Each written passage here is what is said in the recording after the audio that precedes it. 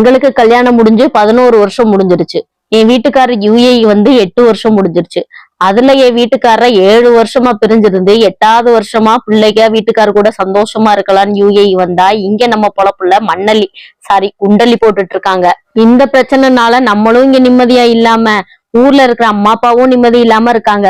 எத்தனையோ பேரு எத்தனையோ வருஷமா எத்தனையோ மாசமா பிளான் பண்ணி இங்க வந்து வீட்டுக்காரு பிள்ளைகளோட சேர்ந்து இருந்துடணும்னு பிளான் பண்ணாங்க. அந்த பிளான்லயும் குண்டு விழுந்துருச்சு. எத்தனையோ பேரு ஸ்கூல்ல பிள்ளைகளை சேர்க்கறதுக்காக அப்ளிகேஷன் ஃபார்ம் எல்லாம் வாங்கி ஃபில் பண்ணி அது ஓரமா இருக்கு. சரி அட்மிஷன் தான் போட்டாச்சு, பிள்ளைகளை ஸ்கூலுக்கு அனுப்புவோம்னு பார்த்தா லீவு விட்டுட்டாங்க. பாதி பேர் இந்தியால இருந்து இங்க வர முடியாம தவிச்சிட்டு இருக்காங்க. கல்யாணம் வச்சிருக்கிற பொண்ணு மாப்பிள்ள கூட UAE இருந்து இந்தியாவுக்கு போக முடியல. தான் பொண்ணுக்காக பல வருஷமா வெளிநாட்டுல இருந்து நகையை சேர்த்து திருமணத்துக்கு நிச்சயம் பண்ணோம்னா அந்த கல்யாணத்துக்கே பெத்த அப்பாவால போக முடியல. இதோட ஒரு கொடுமையான விஷயம் என்னன்னா, வீட்டுல இருக்க லேடிஸ் நைட்டியோ நைட் ட்ரெஸ்ஸோ போட்டு தூங்க முடியல. ஏன்னா எந்த நேரத்துல எது நடக்குதுன்னு தெரியாதுல்ல. அந்த ரீசனுக்காக முக்கியமான டாக்குமெண்ட்ஸ் எல்லாம் பேக்ல பேக் பண்ணி வச்சு ரெடியா வச்சிருக்கோம். இதெல்லாம் ஓகேன்னு கூட வச்சுக்கோங்க, வீட்டுக்காட்ட போய் எங்க ஊருக்கு போய் பொட்டி கிடையாது வச்சு பொழைச்சுக்கோம். எதுக்கு இந்த நிம்மதி இல்லாத பொழப்புன்னு கேட்டா, கொரோனாவுடன் வாழ பழங்கள்ன்ற மாதிரி குண்டுடன் வாழ நாங்க கத்துக்கிட்டோம். டெய்லி நாங்க வேலைக்கு தைரியமா தானே போயிட்டு இருக்கோம், உங்களுக்கு என்ன கவலைன்னு கேக்குறாங்க. அப்படி உங்களுக்கு பயமா இருந்தா நீங்க பிள்ளைகளை கூட்டிட்டு நீங்க ஊருக்கு போங்க,